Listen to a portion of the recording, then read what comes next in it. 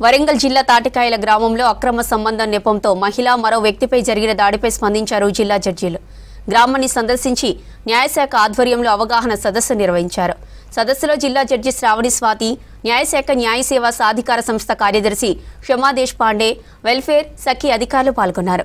చట్టాన్ని చేతుల్లోకి తీసుకోవడం నేరమన్నారు. గ్రామంలో ఏదైనా సమస్య ఉంటే స్థానిక పోలీసులను సంప్రదించాలన్నారు. రూల్స్ కి వ్యతిరేకంగా వ్యవహరించిన వారిపై చట్టపరమైన చర్యలు తీసుకుంటామన్నారు జడ్జీలు.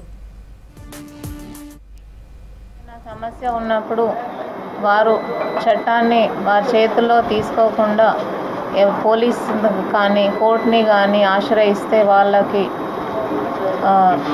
సహాయం అందజేయడానికి ప్రయత్నం చేస్తారు. అంతేకాని ఈ సమస్యని వారి చేతుల్లో తీసుకుంటే వాళ్ళు కూడా సమస్య ఇంకా పెద్దగా అయ్యే ఛాన్సెస్ ఉంటాయి. కాబట్టి వాళ్ళు కూడా నేరస్తులుగా పరిగణిస్తారు.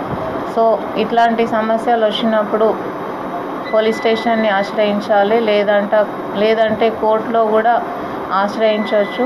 మాది జిల్లా న్యాయ సేవాధికార సంస్థని కూడా ఒక అప్లికేషన్ ఇచ్చినా కానీ మేము దానిపై స్పందించి మా వంతు సహాయం చేయడానికి ప్రయత్నం చేస్తాము.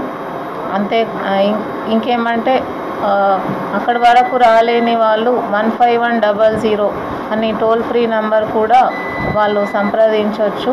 సో ఇక్కడ ఉన్న గ్రామ ప్రజలందరికీ మా విన్నపము, ఎలాంటి సమస్య వచ్చినా కూడా దాన్ని గ్రామంలో పెద్ద మనుషులతో కలిసి పరిష్కారం చేయడం కానీ, కోర్టుని ఆశ్రయించడం కానీ, పోలీస్ స్టేషన్ని ఆశ్రయించడం కానీ, లేదంటే జిల్లా న్యాయ సేవాధికార సంస్థనైనా ఆశ్రయించవచ్చు.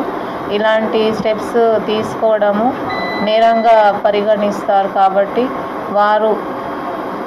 వారి కుటుంబ సభ్యులు, పిల్లలు అందరూ హ్యాపీగా ఉండాలంటే ఇలాంటి సమస్యలు వచ్చినప్పుడు కొంచెం వారు ఈ చట్టాన్ని చేతిలో తీసుకోకుండా ఈ ఆర్గనైజేషన్స్ని ఆశ్రయించాలి.